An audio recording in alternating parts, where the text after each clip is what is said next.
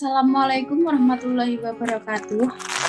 Kami dari kelompok 4 akan mempresentasikan hasil diskusi dari kelompok kami yang berjudul Desain Penelitian dan Proposal Penelitian.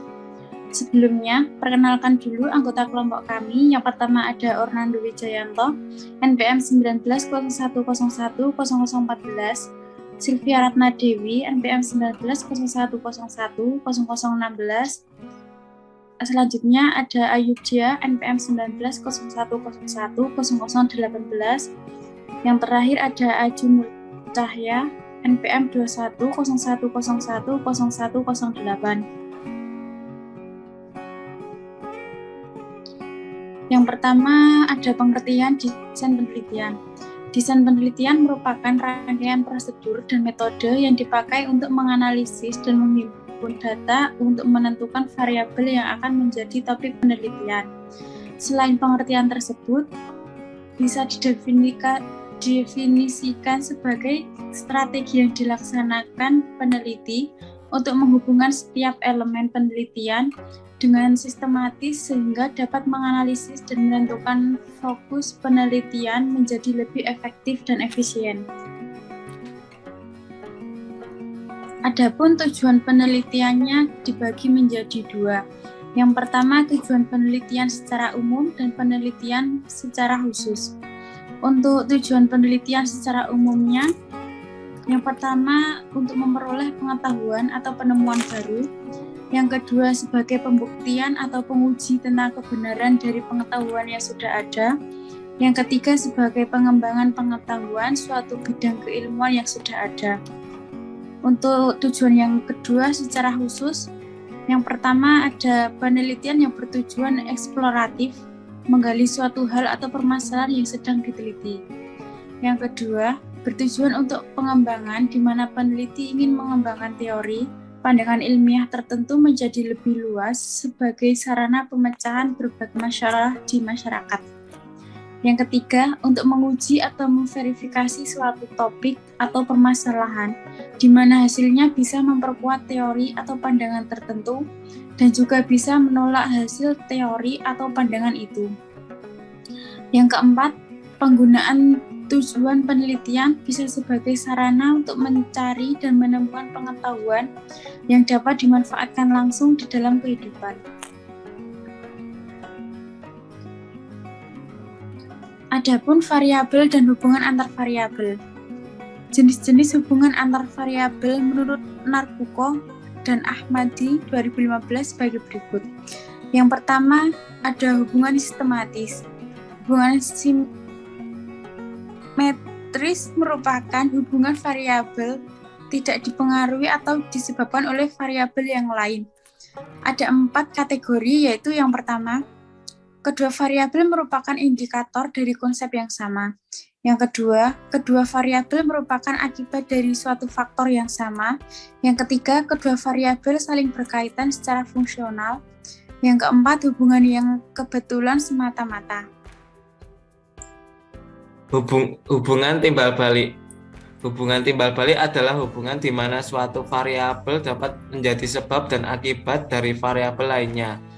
Perlu diingat bahwa hubungan timbal balik di sini bukanlah hubungan di mana tidak dapat ditentukan variabel yang menjadi sebab dan variabel yang menjadi akibat. Tetapi yang dimaksud di sini ialah apabila pada suatu waktu variabel X mempengaruhi variabel Y, sedang pada waktu yang lain variabel Y mempengaruhi variabel X.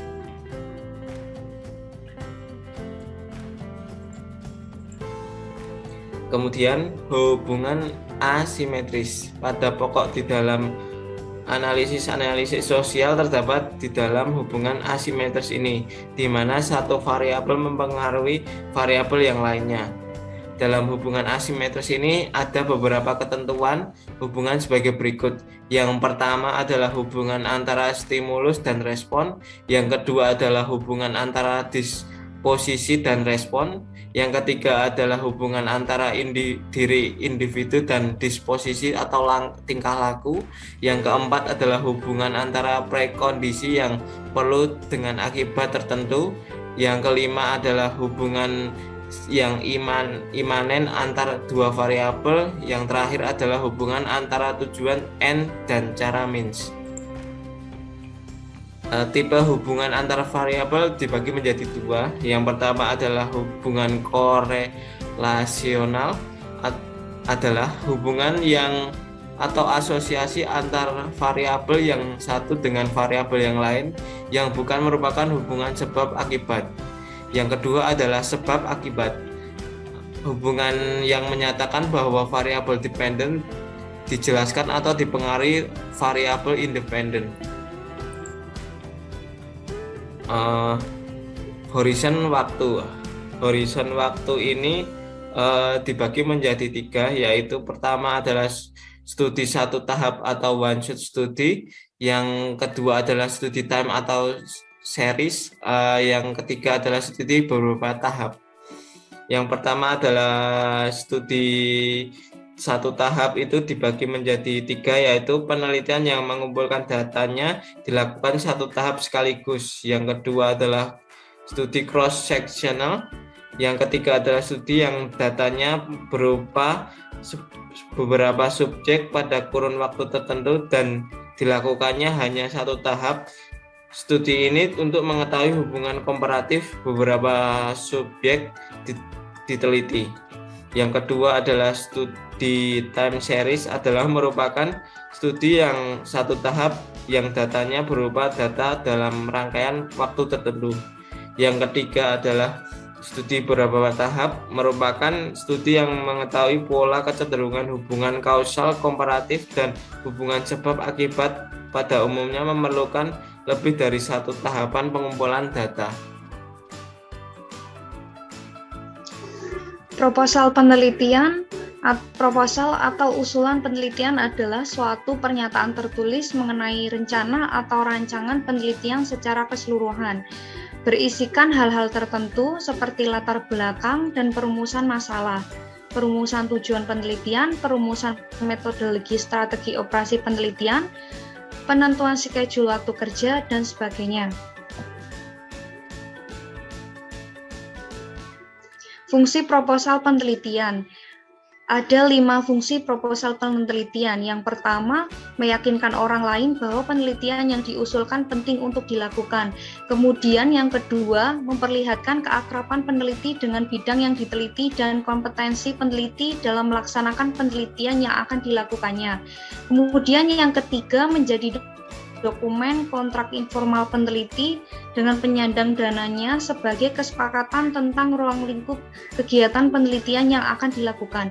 Yang keempat, menjamin semua aspek penelitian telah dipertimbangkan secara matang, serta yang kelima, menjadi kerangka acuan bagi peneliti dalam melaksanakan proyek penelitiannya, sehingga penelitiannya dapat dikendalikan agar berjalan sesuai dengan rencana yang ditetapkan. Kemudian ada karakteristik proposal penelitian. Yang pertama ada merupakan suatu rancangan pokok penelitian yang akan dilakukan guna mengumpulkan bahan penulisan skripsi.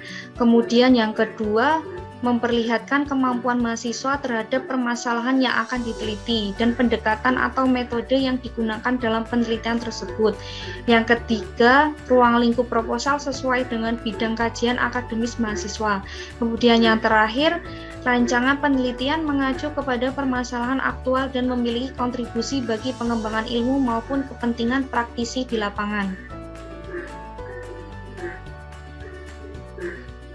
Kemudian macam proposal penelitian. Yang pertama ada proposal penelitian pengembangan, proposal penelitian kajian pustaka, dan juga proposal penelitian kualitatif dan kuantitatif. Proposal penelitian pengembangan adalah kegiatan yang menghasilkan rancangan atau produk yang dapat dipakai untuk memecahkan masalah-masalah aktual.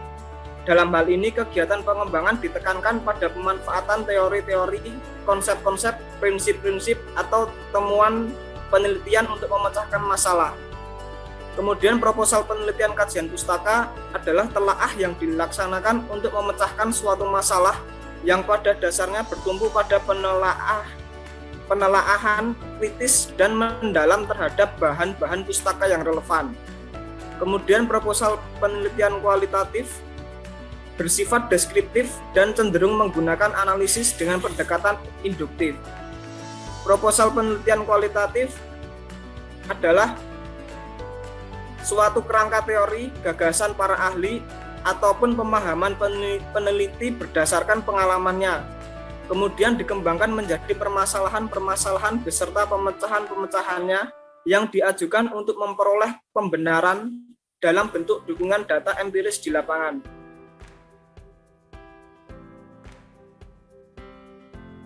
Sistematika pembuatan proposal penelitian. Yang pertama, nama atau judul dari proposal. Yang kedua, pendahuluan yang memuat tujuan, rumusan masalah, dari manfaat penelitian. Sistematika yang ketiga, dasar-dasar teori. Yang keempat, metode penelitian yang digunakan. Yang kelima, jadwal pelaksanaan kegiatan penelitian. Yang keenam, daftar orang-orang yang terlibat dalam pembuatan atau penyusunan proposal. Yang ketujuh, rincian seluruh kegiatan.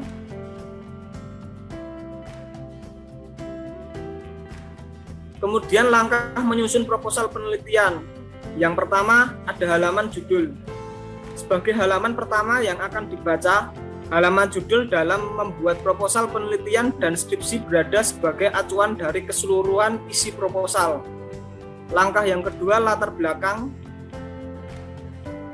Yang ketiga, rumusan masalah dapat diambil dari permasalahan atau tema yang akan diteliti. Mahasiswa harus mampu membuat proposal penelitian dan skripsi dengan pertimbangan tahap-tahap rumusan masalah karena adanya satu variabel dan variabel lainnya yang berhubungan. Langkah yang keempat adalah tujuan penelitian.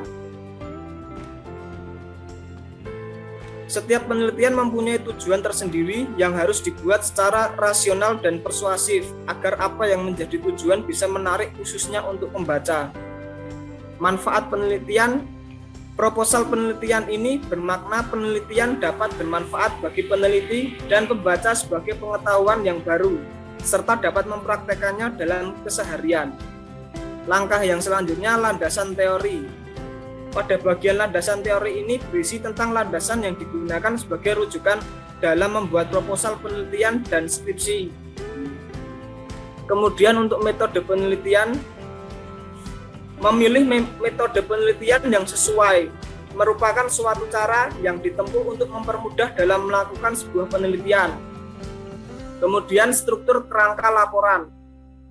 Pada struktur penulisan dari kerangka laporan ini berisi tentang poin-poin penting yang menjadi pokok bahasan dalam proposal penelitian, disertakan dengan semua aspek dasar yang menjadi sebab atau alasan kenapa penelitian ini dipilih dari proses awal hingga ke tahap akhir. Dan langkah yang terakhir adalah daftar pustaka. Halaman daftar pustaka dalam membuat proposal penelitian dan skripsi tentunya sama saja dengan daftar pustaka pada makalah pada umumnya. Semua sumber data yang menjadi rujukan dicantumkan dalam daftar pustaka sebagai penguat pada sidang akhir.